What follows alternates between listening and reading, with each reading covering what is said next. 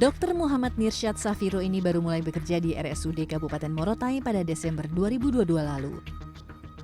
Dokter asal Makassar ini hidup jauh dari tanah kelahirannya untuk menjadi spesialis jantung pertama di Pulau Morotai, Maluku Utara. Ya, di usia Republik yang Agustus ini menjadi 78 tahun, Pulau Morotai baru merasakan layanan dokter spesialis jantung setelah Nirsyad datang akhir tahun lalu. Padahal, selama bertugas di RSUD Morotai, dokter lulusan Universitas Hasanuddin ini mencatat cukup banyak kasus jantung. Setiap minggunya ada 7 hingga 10 pasien yang terdeteksi memiliki gangguan jantung dan pembuluh darah. 3-4 diantaranya masuk dalam kategori serius sehingga harus dirujuk ke rumah sakit yang lebih besar.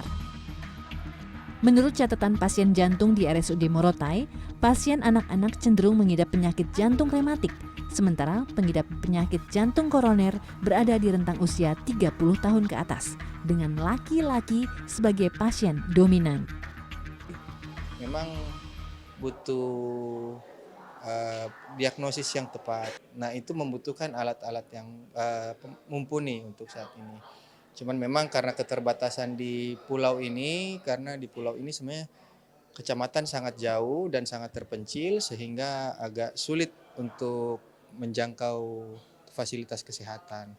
Untuk tenaga nakes di sini kebetulan memang mereka belum lama terpapar dengan pasien jantung. Jadi memang sebelum saya memang belum pernah ada pelayanan jantung. Jadi mereka belum terbiasa dengan pelayanan jantung. Tapi saya pelan-pelan mengajarkan kepada mereka untuk bagaimana menghadapi pasien jantung. Bagaimana kita berpacu dengan waktu untuk menyelamatkan pasien jantung. Sementara rumah sakit terdekat adalah Rumah Sakit Tobelo, berjarak 1 hingga 1,5 jam menggunakan speedboat. Dalam beberapa kasus, sulit bagi tim dokter untuk memutuskan rujukan karena terlalu berisiko bagi pasien dalam perjalanan. Ini belum, Pak. Belum, Ibu. Jadi kami masih pemeriksaan biasa, belum menggunakan peralatan yang ada alat dan ini yang seperti alatnya kami sudah ada. Nanti sih menunggu perizinan. Ya, tetap masih dirujuk. Ya. Kalau yang tidak parah kami akan tetap melaksanakan di sini, tidak dirujuk.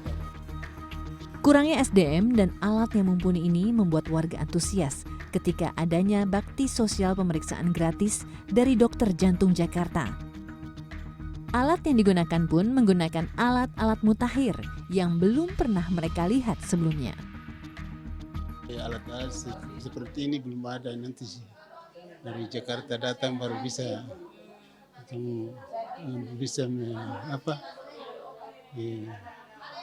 mempunyai kesehatan bisa berubah lah.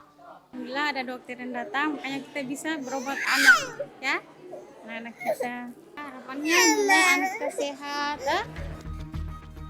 Kendala bagi masyarakat Morotai untuk mendapatkan pelayanan kesehatan bukan hanya dari tenaga medis dan peralatan, tapi juga dari segi akses dan transportasi. Di Morotai tidak ada angkutan umum.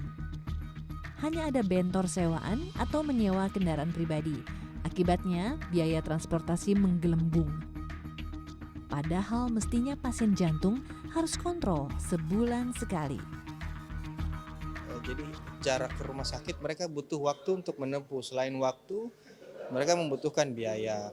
Secara contoh misalnya dia mau kontrol ke rumah sakit berdua dengan pengantarnya, anggap 75.000 per orang bisa sekitar 300.000 untuk pulang balik. Itu pun mereka karena jarak, kadang sampai ke rumah sakit itu sudah lewat jadwal poli. Nah, jadi justru mereka harus menginap lagi 1 hari untuk itu menambah biaya lagi. Dalam peta sejarah Perang Dunia Kedua, Pulau Morotai dikenang karena menjadi salah satu pijakan penting pasukan sekutu untuk menaklukkan Jepang dan akhirnya membawa kemerdekaan Indonesia. Sayangnya, setelah puluhan tahun Indonesia merdeka, fasilitas kesehatan di Bumi Moro ini masih tertinggal dibanding daerah lain. Suci Bancin, Maria Oktober, Kabupaten Pulau Morotai, Maluku Utara.